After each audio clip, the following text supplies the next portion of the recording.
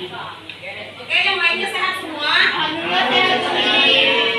jaga kesehatan ya, biar kita tetap semangat belajar. Masih ingat materi kita pertemuan yang lalu? Tentang apa coba? Teks eksplanasi. Masih ingat apa itu teks eksplanasi? Masih nih, Ya, Rahel? teks yang berisi informasi tentang bencana alam. Oke, sip. Kali ini kita masuk dalam teks pidato persuasif, ya. Siapa nih yang sudah pernah lihat pidato? Saya Umi. Ya, pidato apa aja Lara yang sudah pernah dilihat? Pendidikan dan juga ajakan biasanya nih. Ya, sekarang kita akan lihat contoh bersama-sama ya di video contoh teks pidato persuasif. Kita simak sama-sama ya.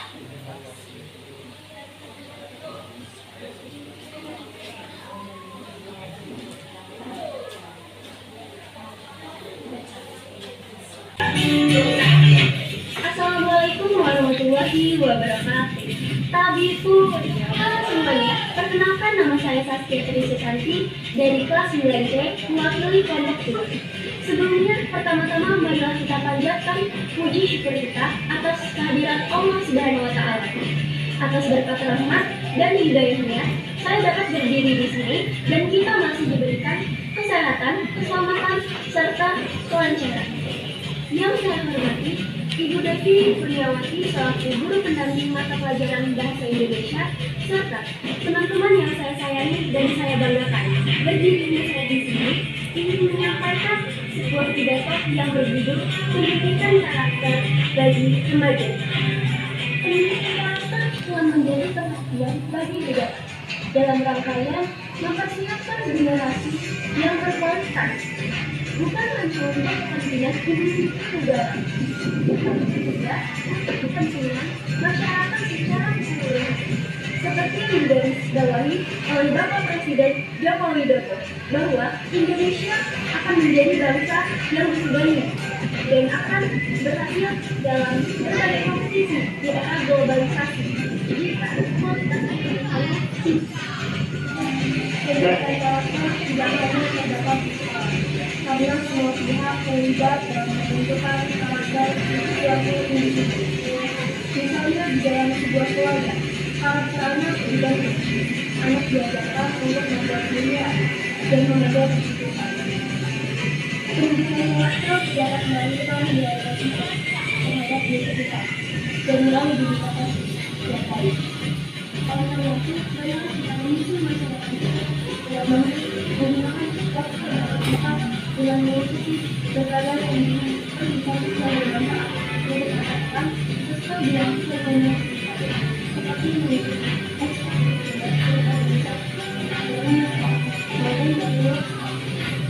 demikian segala yang dapat saya sampaikan, semoga dapat bermanfaat bagi kita semua.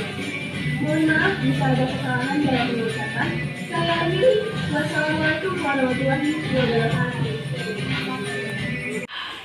Nah, baik, setelah kita melihat video pidato persuasif tadi, nah, dari pengamatan kalian, ya, kira-kira metode apa yang dipakai oleh si pembicara tadi? Ya, Rifat? Metode menghafal ini. Metode menghafal. Kenapa disebut metode menghafal? Karena dia tidak membawa teks. Ya, karena tidak membawa teks. Pidatonya dibuat, naskahnya dibaca lalu dihafalkan. Nyimak tadi ya, pidato tadi. Kira-kira pesan yang tersimpan dalam pidato tersebut apa ya? Tentang pentingnya pendidikan karakter ini. Oh iya, pentingnya pendidikan karakter bagi siswa ya. Kalian sebagai siswa memang harus punya karakter. Nah, untuk apa? Agar kalian dalam belajar itu punya motivasi. Harus punya motivasi. Motivasi gunanya untuk apa? Motivasi gunanya untuk belajar supaya Tambah semangat. sip, agar kita nambah semangat belajar. Kasih hapus dong untuk kita semua. Ada 4 tahapan, ada 4 metode. Ya, yang pertama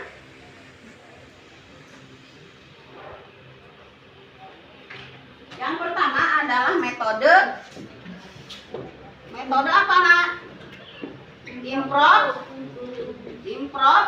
Tuh, apa itu metode impromptu? Secara spontan. Ya, metode impromptu itu adalah kita berpidato secara spontan, tanpa naskah. Lalu yang kedua, ada metode ekstemporan. Apa itu ekstemporan? Metode ekstemporan? Langkah kedua dari impromptu. Ya, metode ekstemporan itu sama, tidak pakai naskah juga, tapi si pembicara dalam pidato itu sudah menguasai tempat. Jadi dia bisa leluasa untuk mengeluarkan pidato yang akan disampaikan. Lalu yang ketiga, ada metode apa lagi? Metode membaca naskah. Kalau metode membaca naskah ya sudah pasti sang pembicara membawa naskah teks pidato. Biasanya dalam acara apa nih kalau pakai naskah? Dalam acara apa nak? Dalam acara kenegaraan atau sambutan dalam berbagai acara resmi ya. Lalu yang keempat ada metode apa lagi? Metode menghafal. Metode menghafal ini biasanya sang pembawa pidato itu sudah menulis naskahnya, lalu sudah dibaca, sudah dipahami, lalu dihafal, baru dia berpidato seperti yang dipakai oleh teman kalian tadi ya dalam video tersebut. Ya, naskahnya sudah dibuat, sudah dirancang, lalu dibaca dan dihafalkan. Jelas ini? Metode-metode yang dipakai dalam membuat teks pidato? Baik. Sekarang kalian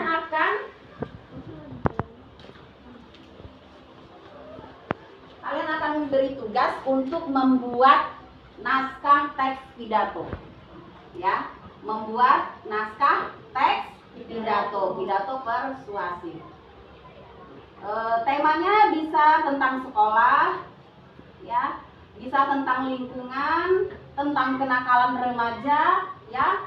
Kalian kan sudah dibagi menjadi 5 kelompok, jadi 5 tema yang berbeda. Baik nih.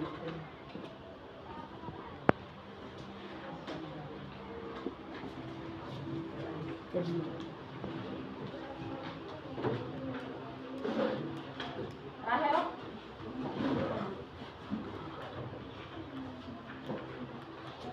Ya, sekarang lembar kerja yang sudah kalian terima itu kalian buat langkah-langkah penulisan teks pidato. Ya.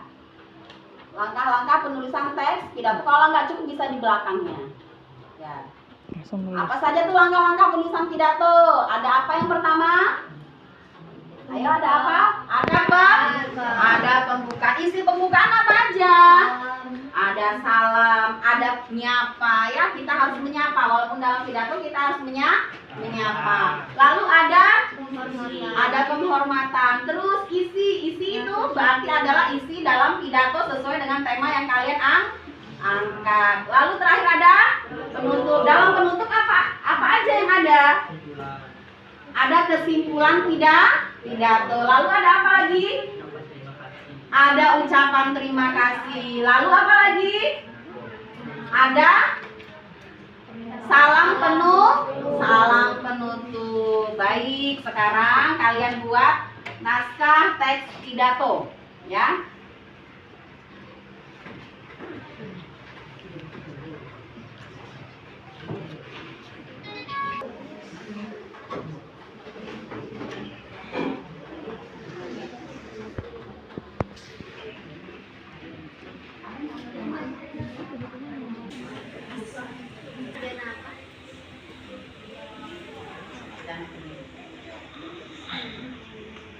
Nilainya enak. Kelompok 1 kalau sudah selesai, boleh mulai untuk presentasi.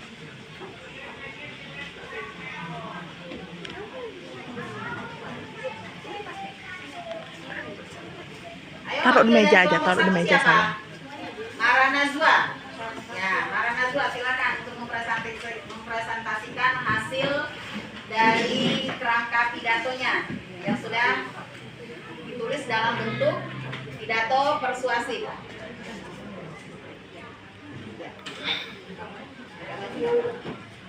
Assalamualaikum warahmatullahi wabarakatuh. Waalaikumsalam warahmatullahi wabarakatuh. Selamat pagi menjelang siang semuanya. Sebelumnya yang saya hormati Ibu Devi Setiawati, Sarjana Pendidikan, serta teman-teman semuanya yang hadir saat ini. Sebelumnya marilah kita panjatkan puji dan puji syukur atas kehadiran Allah Subhanahu wa taala, yang mana atas hikmat dan rahmatnya kita bisa berkumpul di pagi hari yang cerah ini. Pada kesempatan ini saya mewakili kelompok saya ingin menyampaikan pidato yang berjudul Remaja Unggul Pasti Bisa. Teman-teman yang saya hormati, remaja milenial unggul dijuluki sebagai remaja yang tingkat magernya tertinggi di dunia. Hobinya hanya rebahan serta scroll handphone. Dapat dikatakan, remaja kita terlalu terbalut kenyamanan di mana dalam segala bidang didapatkan secara instan ataupun mudah. Yang dipertanyakan saat ini, bisakah remaja kita unggul? Jawabannya pasti bisa. Mengapa demikian? Karena remaja kita adalah roda penggerak perubahan terbaru menuju perubahan emas. Meski banyak terhitung dan malah tak terhitung, tidak dapat dipungkiri remaja kita yang kenal malas ternyata sangat unggul. Contohnya dalam bidang berpikir kritis, unggul dalam akademik ataupun non-akademik, maupun nilai religius. Oleh karena itu, marilah kita menjadi remaja mager dalam segudang prestasi dengan tepat mengutamakan nilai religius. Baiklah teman-teman, dapat disimpulkan bahwa remaja unggul pasti bisa. Dengan cara kita sebagai remaja milenial harus menjadi kandidat perubahan yang unggul dalam segala bidang. Dan sebelumnya, terima kasih dan mohon maaf apabila terjadi kesalahan dalam penyampaian. Wassalamualaikum warahmatullahi wabarakatuh. Waalaikumsalam warahmatullahi wabarakatuh. Ayo dari kelompok lain yang sudah menyimak kelompok satu, ada nggak kekurangan dan kelebihan dari penyampaian dari teman kalian Mara? Tidak ada. Ayo, coba dinilai dulu sama-sama deh, kita menilai sama-sama presentasi dari kelompok satu tadi. Adakah kekurangan yang kalian lihat tadi? Yang kalian dengar? Kekurangannya di mana letaknya? Ayo kelompok lain, siapa yang mau menanggapi?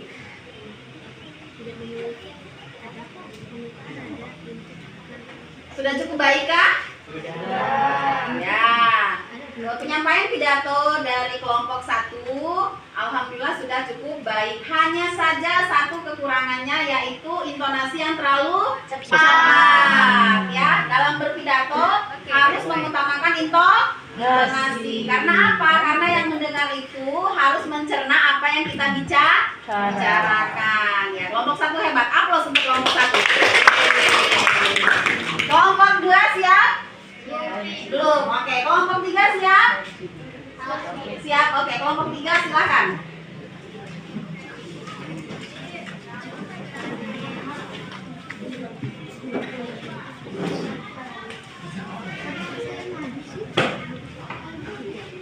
Assalamualaikum warahmatullahi wabarakatuh. Waalaikumsalam warahmatullahi wabarakatuh. Alhamdulillahirabbil alamin. Wassalatu wassalamu ala asrofil anbiya'i wal mursalin.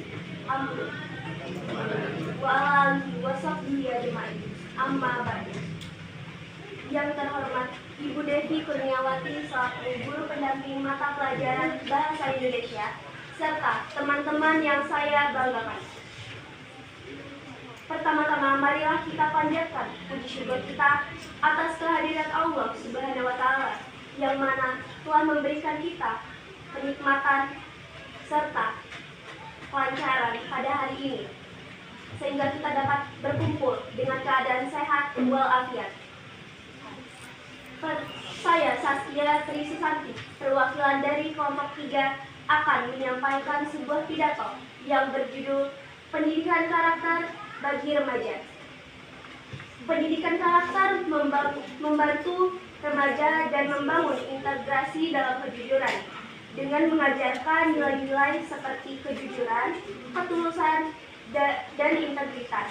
Remaja dapat belajar untuk menjadi pribadi yang jujur dan dapat dipercaya. Hal ini penting dalam membangun hubungan yang sehat dengan orang lain dan menciptakan lingkungan yang saling percaya. Pendidikan karakter menjadi perhatian bagi negara dalam rangka mempersiapkan generasi yang berkualitas, bukan hanya untuk kepentingan warga negara, tetapi juga warga masyarakat secara keseluruhan.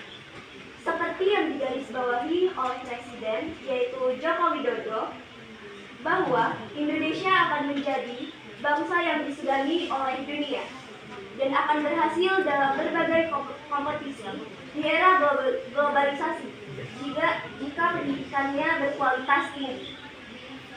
Pendidikan karakter tidak hanya terdapat di sekolah, karena semua pihak terlibat dalam pembentukan karakter suatu individu. Misalnya dalam keluarga, karakter anak dibentuk. Anak diajarkan membuat pilihan, keputusan, dan lainnya. Pendidikan karakter dapat melahirkan nilai-nilai positif terhadap diri kita dan juga nilai-nilai sifat dan budi pekerti yang baik. Oleh karena itu, marilah kita susun masa depan kita dengan memilih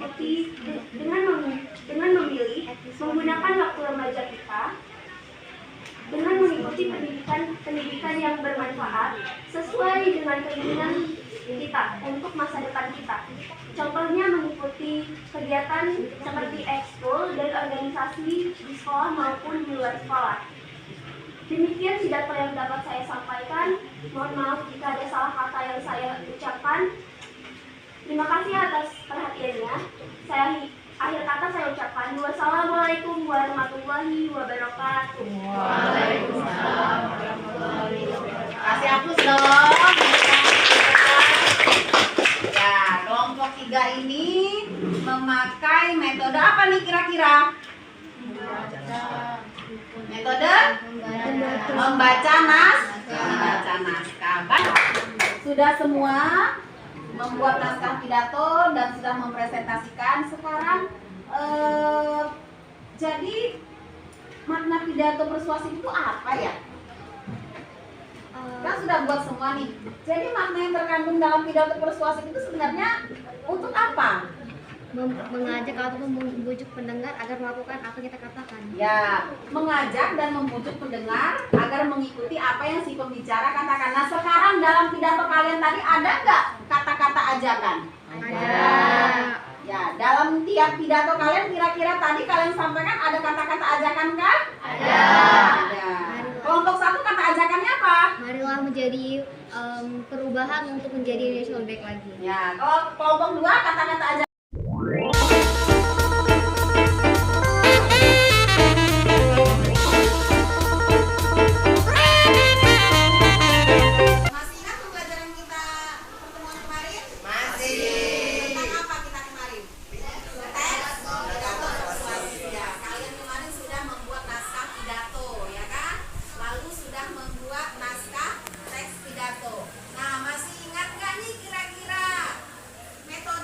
cara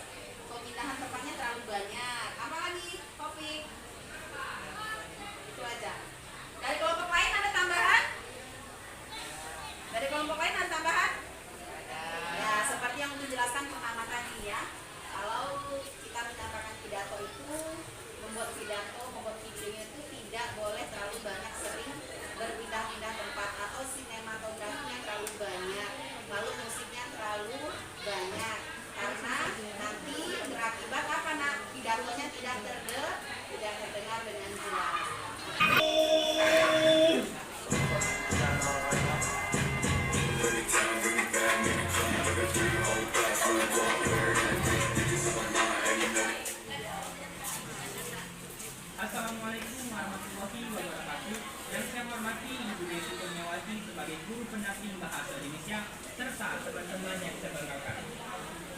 Marilah kita panjatkan puji dan syukur atas kehadirat Allah Subhanahu wa Ta'ala atas nikmat dan hidayahnya sehingga kita semua dalam keadaan sehat dan berbahagia. Menyampaikan pidato mengenai bahaya merokok. Teman-teman yang berbahagia, gaya hidup orang modern membuat kita lupa akan kesehatan yang sejatinya sangatlah penting. Salah satu gaya hidup yang kini sedang tren di kalangan masyarakat adalah merokok. Bagi sebagian kalangan, merokok menjadi salah satu hal yang wajib dilakukan, mengingat bagi mereka dengan merokok dapat membuat kepercayaan diri mereka meningkat. Berbanding terbalik jika tidak merokok, maka mereka akan dianggap sebagai orang-orang yang buruk dan tidak benar. Tetapi tanpa kita sadari, justru merokok memiliki banyak dampak yang buruk bagi kesehatan tubuh. Selain itu, merokok juga menjadi gerbang awal dari berbagai macam persoalan bebas, mulai dari narkoba, mabuk-mabukan, perjudian, dan lain-lain. Hadirin semuanya, berusaha menyimak kita tahu beberapa dampak buruk dari merokok agar kita bisa menyadari jika merokok bukanlah hal yang patut kita lakukan. Pertama, merokok dapat menyebabkan paru-paru kita menjadi kotor, bahkan jika kita ketergantungan dengan rokok dalam jangka waktu yang lama, bisa membuat paru-paru berubah dan berujung pada kematian. Kedua, merokok juga bisa menyebabkan ketergantungan, mengingat di dalam rokok terkandung zat nikotin yang dapat membuat siapa saja yang menghisapnya menjadi ingin merokok secara terus-menerus. Tanpa disadari, kita pun akan merasakan ketergantungan dan dalam satu waktu kita akan terus mencari rokok yang kadar nikotinnya lebih tinggi lagi. Ketiga, jika kita sudah ketergantungan dengan rokok, maka dapat menjadi pemicu berbagai jenis kanker yang sangat tubuh kita. Beberapa jenis kanker yang dapat menyerang para perokok adalah kanker mulut, kanker paru-paru, kanker tenggorokan, dan lainnya. Yang terakhir, merokok juga dapat melumpuhkan saraf-saraf yang mengumpulkan nafsu kita. Oleh karena itu, kita dapat dengan mudah membedakan daya serap seseorang perokok dan non-perokok. Seorang yang tidak ketergantungan dengan rokok akan cenderung lebih tepat dalam menerima informasi dan sebaliknya. Sampai di sini bisa disimpulkan jika merokok sama sekali tidak membawa dampak positif untuk kita. Ini artinya merokok tidak akan memberikan manfaat, namun sebaliknya malah akan merugikan diri sendiri. Marilah kita sebagai generasi muda untuk peka dan jangan merusak masa depan kita dengan melakukan hal-hal yang tidak berguna seperti merokok. Mari mulai memilih dan memilah teman merupakan salah satu bentuk antisipasi kita agar tidak terjerumus hal-hal buruk. Ayo kita sama-sama perangi tindakan-tindakan yang dapat merusak generasi bangsa kita ini. Jauhkan rokok dari anak-anak karena rokok awal orang tua. Sekian yang dapat saya sampaikan. Mohon maaf apabila terdapat kesalahan kata. Terima kasih atas perhatiannya. Akhir kata saya ucapkan wassalamualaikum warahmatullahi wabarakatuh. Presentasi video dari kelompok 4 dihapus. Kelompok mana nih yang mau nanggapi videonya kelompok 4? Kelompok 1, oke, marah. Kelompok mana nih yang mau nanggapi? Kelompok 1 nih. Oke, kelompok 1, yuk. Menurut saya, video dari kelompok 4 sudah sangat baik. Hanya saja pembukaan video dari pidato tersebut tidak signifikan dengan hal formal. Lalu metode pembacaan digunakan ada 2 uni, menghafal dan juga menggunakan teks. Yang seharusnya metode yang digunakan hanyalah salah satunya. Nah, itu kesalahan dari kelompok 3 memakai 2 metode sekali. Sejauh ini the best lah kelompok 4. Telah kita saksikan bersama-sama tadi ya presentasi dari masing-masing kelompok. Nah, dari 5 video tadi ada 1 video yang benar-benar mendekati 100%. Ayo, kelompok mana? 4. Yang mendekati 100% kelompok 4. Kelompok Rifan. Ya, kenapa mendekati 100%? Karena tidak terlalu memakai background. Lalu tidak terlalu banyak pertukaran perpindahan tempat. Ya, jadi urutan pidatonya itu terdengar jelas ya, intonasinya juga terdengar jelas, bagus. Lalu ada penambahan efek-efek gambar sesuai dengan yang dibicarakan, sesuai dengan tema. Oke, aplaus untuk kelompok 4. Kelompok 4 nanti hadiahnya menyusul ya. Ya Umi. Ya, dari masing-masing kelompok itu semua mengerjakan ya.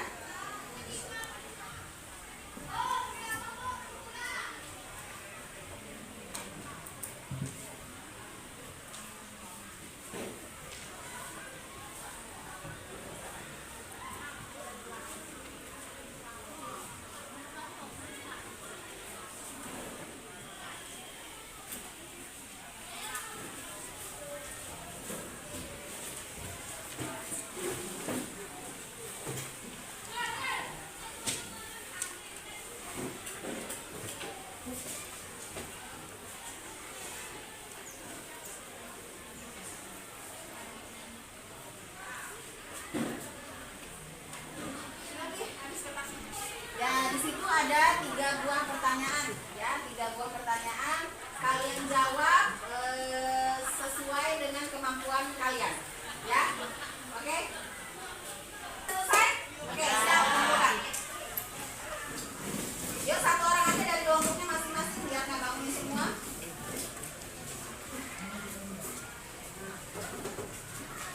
Terima kasih.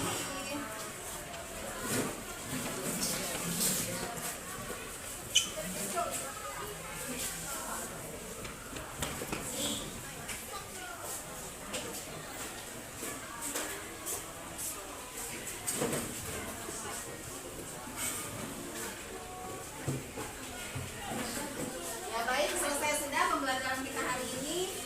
Pertemuan yang akan datang kita akan membahas teks. Selesai sudah pembelajaran kita hari ini. Pertemuan selanjutnya kita akan membahas teks tanggapan. Ya, bagaimana cara memberi tanggapan dengan sopan santun, tanggapan yang dengan lemah lembut tidak menyakiti orang lain. Ya, demikian. Oke, ketua kelas bisa disiapkan. Semua siap.